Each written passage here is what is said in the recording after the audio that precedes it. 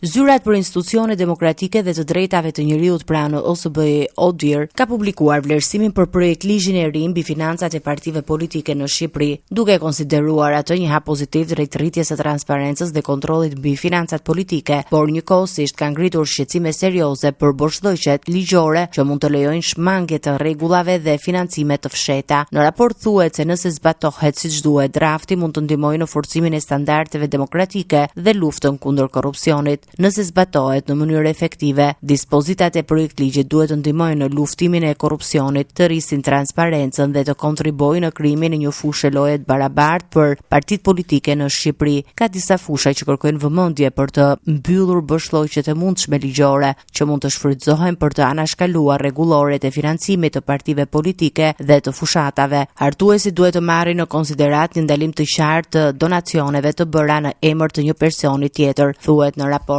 Megjithatë, organizata thekson se drafti ka mangësi të rëndësishme që duhet të korrigjohen për të shmangur abuzimet me financimet politike. Sipas raportit, ekzistojnë boshllëqe që mund të shfrytëzohen për të anashkaluar kufizimet ligjore. Mospërputhjet midis këtyre instrumenteve, së bashku me boshllëqet rregullatore në fusha të tilla si kredi, financim nga palët e treta dhe zbatimi duhet të dëmtojnë koherencën dhe efikasitetin e përgjithshëm të sistemit dhe mund të rezultojë me boshllëqe ligjore. Duhet të përfshihen rregulla më të qarta dhe më të qëndrueshme për vlerësimin e kontributeve në natyrë, duke përfshirë shërbimet dhe mbështetjen tjetër jo monetare. Lista e sanksioneve sipas projektligjit duhet të mbulojë të gjitha detyrimet thelbësore të përcaktuara në projektligj, duke përfshirë edhe marrjen e donacioneve nga burime të ndaluara, thuhet në raport. Një nga rekomandimet kryesore lidhet me ndalimin e donacioneve të fshehura ose të maskuara përmes personave të tretë. Rekomandohet që projektligji të përfshijë dispozita që adresojnë financimet nga palët e treta, duke përfshirë situata kur palët e treta kryejnë shpenzime në emër ose për përfitimin e partive politike. Për këtë qëllim, hartuesit e ligjeve duhet të prezantojnë një përkufizim të qartë asaj që nënkuptohet me financim nga palët e treta, duke siguruar njëkohësisht që të njëjtat kufi ekzistues për donacionet, për partitë politike dhe rregullat mbi shpenzimet dhe raportimin zbulimin politik si ato që zbatohen për partitë politike, të zbatohen edhe për subjekte ose persona të tillë, evidenton ODIHR. Shqetësim tjetër i ngritur është edhe fakti që shumë rregulla të rëndësishme i delegohen më vonë Komisionit Qendror të Zgjedhjeve. Të parashikohet një kuadër rregullator gjithëpërfshirës që rregullon kredit për partitë politike, duke përfshirë dispozita mbi burimet e lejuara, kufizimet, garancitë dhe kushtet e